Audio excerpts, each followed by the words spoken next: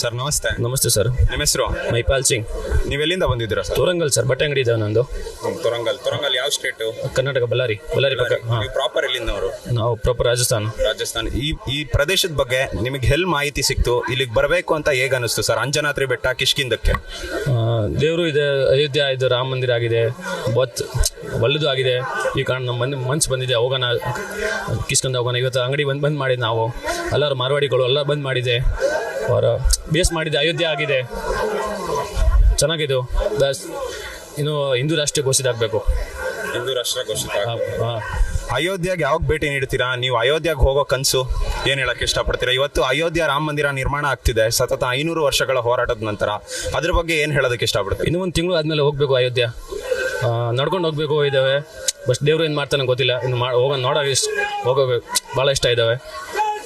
ನಿಮಗೆ ಎಷ್ಟು ಖುಷಿ ಇದೆ ಸರ್ ಅಯೋಧ್ಯ ರಾಮ ಮಂದಿರ ನಿರ್ಮಾಣ ಆಗ್ತಿರೋದು ಈ ದಿನ?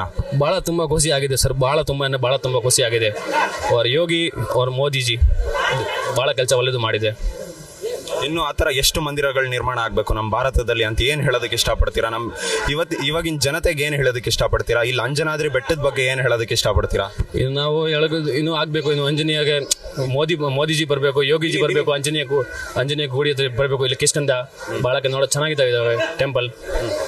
ಇನ್ನು ಭಾಳ ಚೆನ್ನಾಗಿ ಬರ್ತಾರೆ, ಟೆಂಪಲ್ ಚೆನ್ನಾಗಿದ್ದಾವೆ. ನಾವು ರಾಜಸ್ಥಾನ ಪ್ರಾಪರ್ ಬ್ಲಾಕ್ ಮಾಡೋದು. ನಾವು ನಮ್ಮ ಊರಲ್ಲಿ ಆಂಜನೇಯ ಟೆಂಪಲ್ ಇದ್ದಾವೆ. ನಮ್ಮ ಊರಲ್ಲಿ ಕಾನಿವಾಡ, ನಮ್ಮ ಊರು ಅಲ್ಲೇ ಇದ್ದಾವೆ ಕಿಷ್ಕಂದ ಟೆಂಪಲ್. ಹಾಂ, ಹನುಮಾನ್ಜಿ. ಹಾಂ, ಇಲ್ಲಿಗೆ ಮೊದಲನೇ ಬಾರಿ ಭೇಟಿ ನೀಡ್ತೀರಾ? ನಾವು 4 ಸತಿ ಬಂದಿದೆ ಸರ್. ಹಾಂ ಸರ್. ಜೈ ಶ್ರೀರಾಮ್. ಜೈ ಶ್ರೀರಾಮ್.